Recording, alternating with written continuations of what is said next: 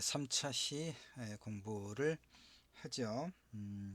3주 3차 시. 3주 3차 시는 좋은 글이란 어떤 글일까를 일단 보도록 할까요? 그리고 이거 들어가기 전에 그 과제 안내를 좀 할게요. 4주차에 자유글쓰기 과제를 하나 내도록 그렇게 합시다. 4주차에 1주차 OT가 있었고 2주차에 리포트 작성법 특강을 했고 지금 3주차에 이제 글쓰기의 필요성이라든가 윤리, 좋은 글이란 어떤 글인가 이런 내용들을 기본적인 것을 공부를 하고 있죠. 지난 시간에 이야기했던 것처럼 우리 분반에서 4차례의 글쓰기 과제를 내야 되는데, 첫 번째가 자유글쓰기, 여러분이 어떤 문제에 대해서 관심을 갖고 있고 글쓰기에 대한 리포트 작성에 대한 그 이해는 어느 정도 되어 있는가, 이걸 좀 확인하는 차원에서 점수를 부여하진 않겠다. 그런데 개별적인 피드백은 해주겠다. 개별적으로 할 수도 있고 수업 시간에 전체적으로 한번 할 수도 있고 그러겠어요. 상황에 따라서. 그래서 어쨌든 4주차에 여러분은 자유 글쓰기 첫 번째 과제, 이것을 4주차에 제출할 것. 물론 내가 이제 우리 클래스 우리 글쓰기 우리 분반의 과제방에도 그 공지를 하고, 그다음에 단톡방을 통해서도 안내를 해주고 그럴게요. 그러면 자유글쓰기 그때 상세히 안내하겠지만, 자유글쓰기는 A4 한 장이 그 1페이지를 말해요. A4 한 장, A4 한 페이지 정도만, 그 정도 분량으로만 한번 써보는 걸로 그렇게 하지요. 그러면 그 정도 적은 분량이니까 그 표지는 안 해도 될 것 같고, 그 제목을 붙이고 위에다가 중간에 그 이름과 학과 학번 쓰고 한 페이지니까 페이지 표시는 하지 않아도 되겠죠. 여러분 2주차의 리포트 작성법 특강 그걸 잘 다시 한번 확인하면서 4주차의 첫 번째 과제 자유글쓰기 과제 제출을 하기 바랍니다. 다른 때는 그 출석을 어떻게, 이것도 OT 때 1차 시 때 설명을 했는데, 우리 수업 출석을 어떻게 할 거냐, 출석이 10점으로 해놨는데, 그러니까 우리 학교 시스템은 우리 학생들이 매 주차에 이 강의 영상을 이를테면 학습했는지 이게 따로 표시가 되지 않아요. 그러니까 그 듣고 일주일에 한 번씩 그 요약하기 과제를 내가 내준다고 OT 때 설명을 했습니다. A4 그 한 페이지 한 절반 정도나 3분의 1 정도의 적은 그 부담되지 않는 분량으로 그 주에 공부했던 거 전체를 다 요약하기는 어렵겠죠. 근데 대강 수업을 들었다는 어떤 그 확인을 할 수 있도록 그렇게 일주일에 한 번씩, 이것도 내가 그 하나의 과제 형태로 요약 과제 매주 한 번씩 낼 거예요. 그 수업 자료 올리면서. 그러면 그렇게 부담되지 않고 그 수업했던 내용들을 요약하고 그러는 과정에서 또 좋은 어떤 공부가 됐다, 이런 그 의견들이 굉장히 많았어요. 지난 학기에 OT 때 이야기했지만 글쓰기 분반 지난 학기에 그 교수 수업 평가가 4.8, 가장 좋은 점수였어요. 그러니까 아마 이번 학기도 기대를 합니다. 성의 있게 할 거고, 여러분은 부담은 줄이고, 어디 보험 그 광고 같은데 부담은 줄이고 혜택은 늘리고 혜택이 뭘까요? 뭐 글쓰기 능력을 자신감 있게 갖게 되는 것, 이런 것들. 그다음에 이제 나중에 뭐 성적은 하여튼 최대한 우리 학교 규정 내에서 최대한 잘 주도록 하고, 뭐 이런 것들이 이제 서로를 존중하고 서로를 또 긍정하는 그런 어떤 내용이 되겠죠. 자, 하여튼 요 내용 과제와 관련해서는 그때 또 다시 안내해 주기로 하고, 이제 좋은 글은 도대체 어떤 글인가를 이제 3주 3차 시에는 같이 살펴보도록 합시다. 어쨌든 글쓰기 능력은 대학의 학문 공동체 구성원이 갖춰야 할 기본적인 소양이고, 그 다음에 이제 뭐 대학을 졸업하고 취업을 하거나 또 이제 대학원에 진학해서도 정말 정말 중요한 그런 능력이에요. 그리고 대학원에 가면 우리가 이제 우리 학부의 그 졸업 논문은 그냥 형식적인 것이긴 한데, 대학원에 진학을 하게 되면 요즘엔 대학원도 많이 가니까 대학원에 진학을 하면 뭐 석사 학위 논문, 박사 학위 논문 이거 만만치가 않아요. 많이 깨지고 그렇습니다. 많이 깨지고 힘들고, 그다음 이제 그런 논문을 잘 써내면 지적으로 글쓰기 능력이 굉장히 발전한다는 것을 스스로 알 수가 있을 겁니다. 자, 그래서 그렇게 학문의 어떤 그 훈련을 제대로 하는 것이거든요.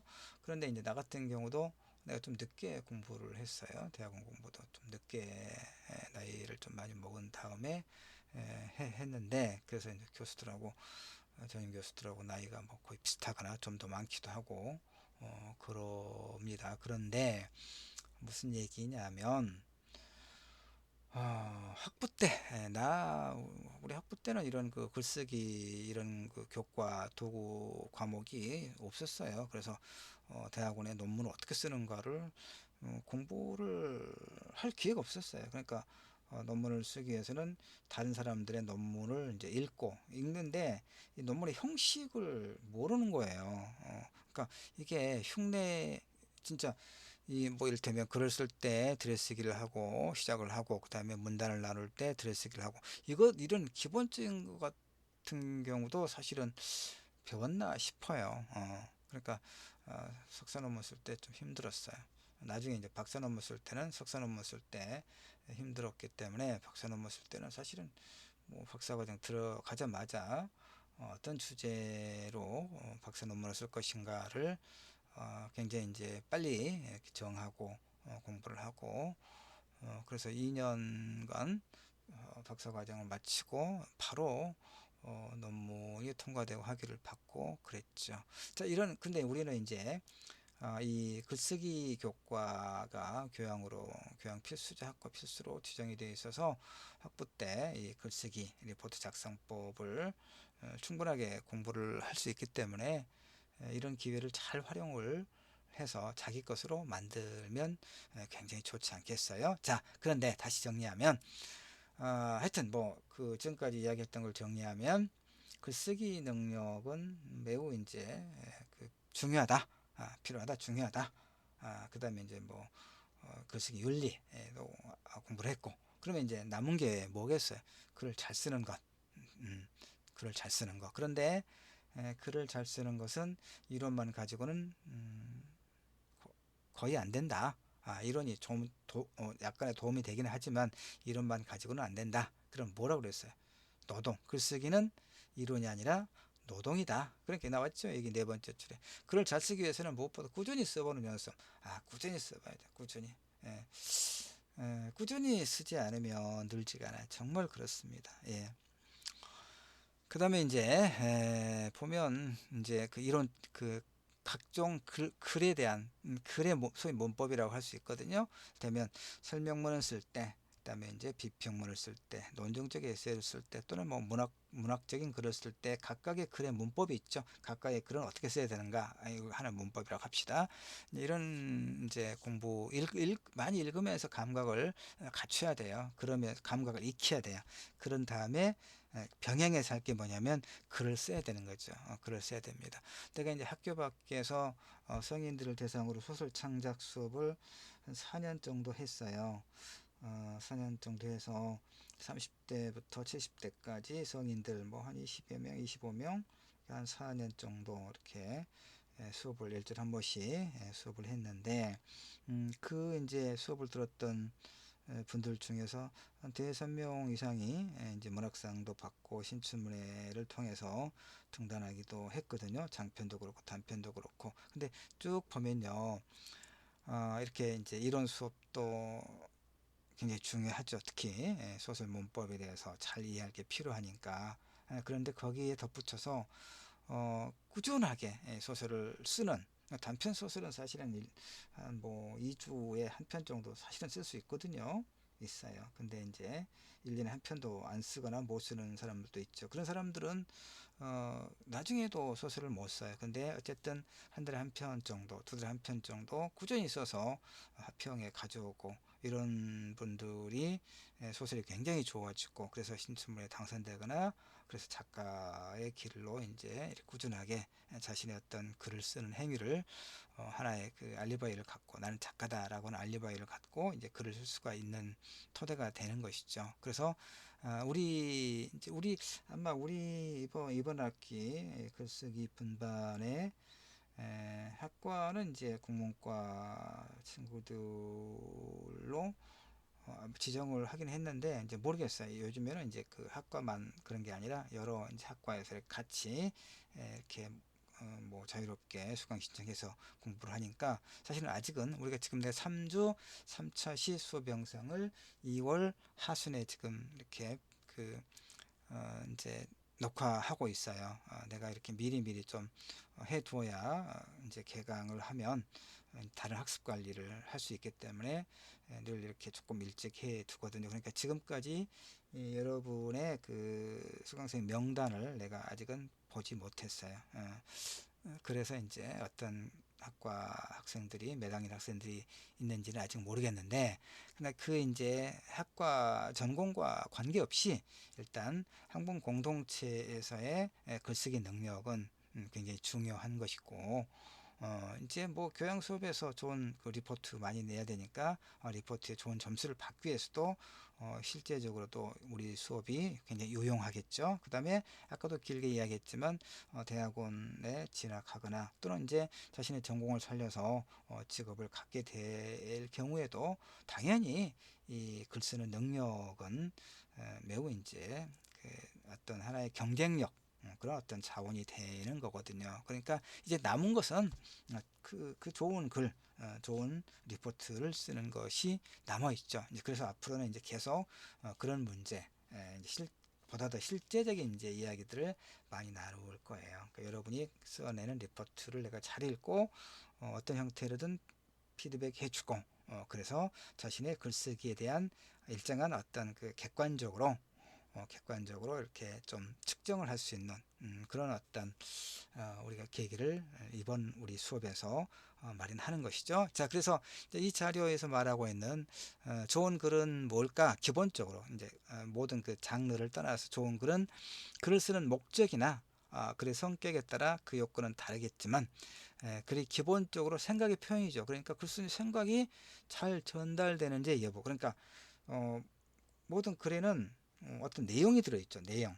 글쓴이가 말하려고 하는 거. 우리가 보통 그걸 주제의식 또는 주제라고 하는데, 그러니까 우리가 뭐 어떤 소설을 읽었다, 그다음에 영화를 봤다 그러면 무엇에 관한 소설이지, 무엇에 관한 영화지, 이렇게 물어보잖아요. 근데 그러니까 우리가 그래도 무엇에 관한 글, 그 내용이 무엇인지, 그다음에 그걸 압축해서 주제가 무엇인지를 좀 명료하게 우리가 말할 수 있어야 돼요.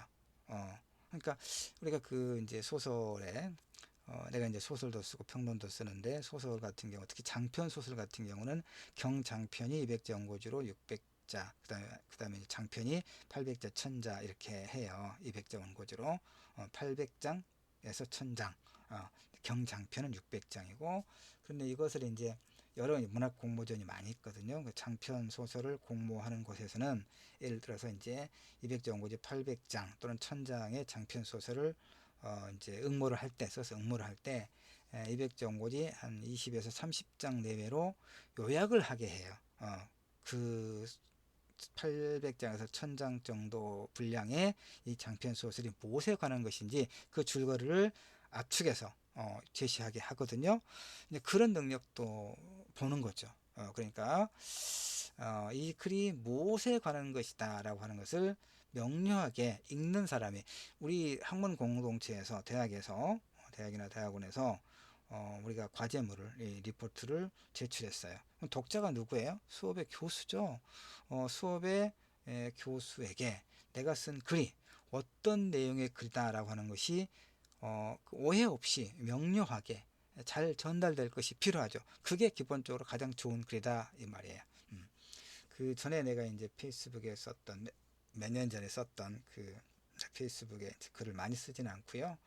뭐 한 달에 뭐 두세 번 정도 이렇게 대체로 쓰는 편인데 예전에 갑자기 그 생각이 나요. 예전에 썼던 그 페이스북에 내가 썼던 글 중에 하나가 어떤 게 있냐면 그 곡성인가 하는 뭐 영화가 있었어요.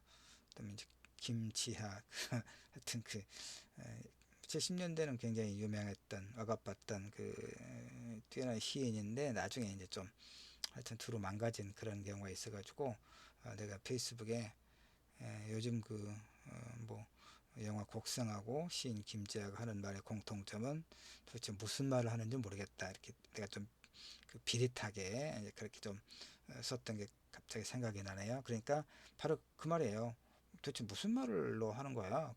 뭔 말이야 그게? 이렇게 좀 우리가 되물을 수 있죠. 그건 뭐냐면 누군가의 말이 누군가의 글이 이렇게 정리가 되어 있지 않고 무엇에 관한 것인지가 잘 드러나지 않으면 그 말과 그런 실패죠. 그렇죠? 그러니까 글쓴이의 생각이 잘 전달되고 있는가 이것이 일단 가장 이제 기본적인 좋은 글의 요건이다. 알겠죠? 그 다음 봅시다. 자, 그래서 다시 정리가 됐네요. 보니까 첫 번째 좋은 글은 말하고자 하는 바가 분명하다. 모든 글은 무엇인가를 말하려는 욕구나 필요성에서 비롯되죠. 좋은 글은 필적하고 싶은 이야기, 전달하고자 하는 바가 분명히 드러나야 되죠. 이것이 바로 글의 주제. 글 주제. 주제를 반드시 무엇인가를 주장하는 형태로 제시해야 하는 건 아니죠. 어떤 글들은 주제를 에둘러 말하거나 암시적인 방식으로 문학적인 글은 그렇죠. 문학적인 글은 글의 성격과 목적에 따라서 필자의 개성과 문체에 따라서 각 사회의 문화적 특징에 따라서 주제를 드러내는 효과적인 방식은 따로 있을 수 있다는 얘기죠. 특히 무엇인가를 주장하거나 뭔가를 설득하기 위한 글인지 혹은 고백하거나 뭔가를 토로하기 위한 글인지 설명하거나 묘사하기 위한 글인지 이 글의 종류에 따라서 그 주제를 드러내는 방식은 차이가 있지만 글의 성격과 목적이 무엇이든지 간에 그 글이 말하고 하자 하는 바는 좀 명료할 게 필요하다 이런 얘기죠. 문학적인 글이라도 이를테면 소설이든 시든 간에 아무리 고도의 은유의 기법으로 썼던 시를 하더라도 그것이 해석돼서 그래서 그 시인이 그 시를 통해서 무엇을 말하고자 하는 것인가를 이를테면 해석이 되어야 되겠죠. 도대체가 이게 뭔지를 모르겠어. 그러면 그 시는 좋은 시라고 말할 수가 없겠죠. 소설도 마찬가지죠. 소설도 이야기를 통해서 무언가 드러내고자 하는 어떤 주제의식이 결국은 명료하게 그 소설을 덮었을 때, 다 읽었을 때 명료하게 독자의 머릿속에 이렇게 선명하게 이미지화가 되어야 되겠죠. 그렇지 않으면 그 소설은 제대로 된 소설이라고 말하기가 어려울 거예요. 여러분 내 소설 이렇게 말하면 또 그 억압이 되기도 할 텐데 내가 OT 때 말을 했나요? 내 소설 작년 하반기에 그 장편 소설 오늘의 기분 한번 읽어봤으면 좋겠다. 교재는 뭐 이렇게 내가 제공해 주니까 읽어봤나요? 그러면 그 주제가 명료하게 혹시 잡히던가요? 잘 모르겠네. 아직은 3주차니까 예, 좋습니다. 무슨 말인지 알겠죠? 글을 읽고 무엇을 말하고자 하는가가 분명하게 독자가 이해할 수 있을 것, 이것이 좋은 글의 아주 그 기본적인 어떤 자질이다, 요소다. 알겠죠? 두 번째, 어떤 짜임새 있는 구성.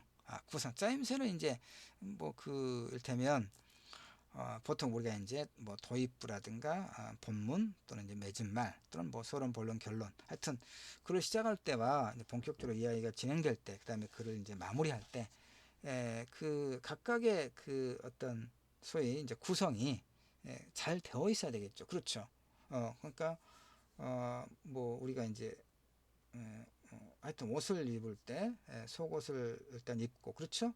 속옷을 입고 뭐 겉옷을 입고 이런 어떤 옷의 순서가 있죠. 근데 이것을 이제 좀 적절한 비유 같지는 않네, 옷으로 하니까. 그러죠. 하여튼 이제 그 의도는 여러분이 뭐 이해를 했겠죠? 그래서 여기 그 자료를 봅시다. 어쨌든 도입 부분, 적절한 도입 부분과 말하고자 하는 바가 본격적으로 펼쳐지는 전개 부분, 글 전체를 마무리하는 부분들, 이렇게 구성이 되는데, 도입부에서는 글을 쓰는 목적이나 동기, 전개는 말하고자 하는 바를 본격적으로, 그 다음에 이제 뭐 결론에서는 이제 정리하는 것, 이런 어떤 그 논리적 구성, 그 다음에 세 번째 이제 문단, 탄탄한 단락들. 자, 우리 요거 잘 안 보이죠? 내가 써놨던 건데, 우리 그 문장은, 한국어 문장은 낱말이 모여서 하나의 문장을 이루고, 문장과 문장이 모여서 몇 개 문장이 모여서 하나의 단락, 하나의 문단을 이루죠. 그러니까 이런 그러니까 단락단이에요. 우리 단락단위, 문단, 단락단위. 그러니까 이 단락단위를 이제 들여쓰기를 통해서 하고, 그 다음에 그 사실 단락은 제대로 공부 이야기하면 하나의 그 주제문이 있죠. 소주제문이 있고 그걸 뒷받침하는 문장들로 이루어져 있는 게 하나의 단락이죠. 그 다음에 이제 어쨌든 이 각각의 문단, 이를테면 지금 내가 여러분에게 4주차에 자유글쓰기 과제를 A4 한 페이지 분량으로 제출할 것, 이렇게 과제를 지금 주었잖아요. 근데 이제 한 페이지면 되게 뭐 10포인트로 하고 줄간격 180으로 했을 경우에 위에 제목 쓰고 이름 쓰고 하더라도 전체적으로 이제 200장 고지로 보면 7장 반 정도, 그 분량이 나와요, 여러분. 그런데 그러니까 대개 한 3개나 4개 문단, 기본적으로 서너 개 문단은 기본적으로 문단이 되어 있어야 돼요. 근데 전혀 문단을 나누지 않고 쓰면 뭐가 되죠? 통글. 그러면 문단 구분, 왜 우리가 문단을 구분하느냐? 위차 씨의 글쓰기 특강에서도, 리포트 작성법 특강에서도 얘기했지만, 문단으로 이렇게 구분하는 것은 결국은 우리 지금 이 시간에 그 좋은 글, 가장 기본 첫 번째 자질이 뭐였어요? 그 글의 내용이 그잘 전달될 것, 의미가 명료할 것, 이것이었잖아요. 그러니까 그렇게 하기 위해서 글을 읽는 독자가, 글을 읽는 사람이 이 글의 내용을 오해 없이 잘 읽을 수 있을 게 굉장히 필요하고 중요하죠. 그렇게 하기 위해서 문단 단위로 이렇게 구분을 하는 거예요. 알겠죠? 그러니까 문단. 근데 통글로 써버리면 도대체 그 길잖아요. 도대체 어디가 중심 문장이 있는지 이해하기가 힘들어지는 거예요. 그러니까 읽다 보면 이제 그런 걸 혹시 한 번씩 보면 좀 언짢아지고 그러는 거죠. 어떻게 이렇게 문단 구분 없이 통글을 쓰려고 생각을 했을까? 이렇게. 자, 그런 것들 유의해야 돼요. 좋은 글, 나중에 이제 내가 뭐 비평문이라든가 하여튼 우리 공부 계속 해야 될 거니까 해야 되니까, 그럴 때마다 내가 썼던 뭐 길거나 짧은 걸 예시로 많이 보여줄 거예요. 그럴 때 자연스럽게 그 문단과 문단의 그 비중이랄까, 그게 볼륨이라고 하죠. 그게 거의 비슷해져요, 자동적으로. 내가 예컨대 뭐 한 페이지를 4개, 5개 문단으로 나눴다. 그러면 인위적으로 뭐 한 문단을 뭐 줄을 한 5줄 한다거나 그런 게 아니라 거의 비슷하게 그렇게 좀 되지더라고요. 이제 오랫동안 글쓰기 훈련이 돼서 그러긴 할 텐데, 하여튼 문단 구분, 적절한 문단 구분, 들여쓰기로 구분할 거, 이걸 말한 거예요. 네 번째, 정확한 어휘 사용. 당연하죠. 정확한 어휘를 사용할 거. 뭐 이런 것들이 필요하면, 다섯 번째, 좋은 인용. 아까 이제 지난 시간에 이야기했던 글쓰기 윤리에서 말했던 인용. 우리는 다른 사람의 글을 인용해서 자신의 생각을 그 주장을 강조하는, 강화하는 그런 글쓰기를 하는 거죠. 이럴 때 다른 사람의 글을 적절하게 출처를 밝힘으로써 이제 그야말로 자기 글화, 이런 게 필요하죠. 연구 윤리를 지킬까, 요 얘기였어요. 그 다음에 이제 마지막, 문장 기호, 문장 기호, 이런 것도. 그 다음에 제목도 있습니다. 제목, 정리, 마지막 정리. 제목도 정말 중요해요. 제목, 글의 제목. 그 제목을 항상 써야 돼요. 리포트라고 쓰지 마라 그랬습니다. 제목이 아니에요. 그것은 리포트인지는 다 아니까 리포트라고 쓰지 말고 제목을 써요. 제목을. 무엇에 관해서 이렇게 제목을 써야 돼요.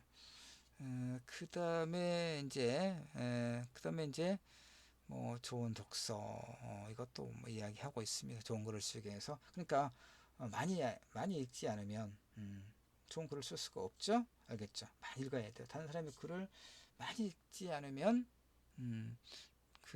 이제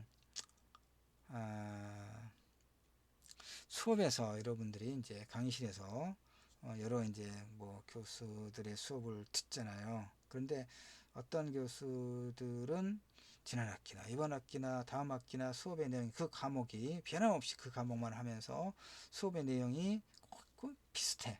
그리고 그 책 뭐 10년 전에 20년 전에 그 교재 또 자기 책 그것이 그대로 10년째 20년째 30년째 변함없는 그런 교수들도 있죠. 그건 뭐예요? 공부를 안 하는 거죠. 다른 사람의 글을 안 읽는 거예요. 그러니까 자기 해석의 한계에 딱 갇혀서 학문적으로 발전을 하지 않고 있는 그런 이제 뭐 어떻게 이야기하다 보니까 무작위적으로 비난을 하다 말을 하게 됐네요. 자, 공부해야 된다 이런 얘기입니다. 알겠죠? 자, 여기까지 해서 3조 3처시 좋은 글과 글쓰기 과정, 글쓰기 과정이라기보다는 좋은 글 이런 측면에서 이야기를 했군요. 여기까지 마칠게요. 수고들 하셨습니다.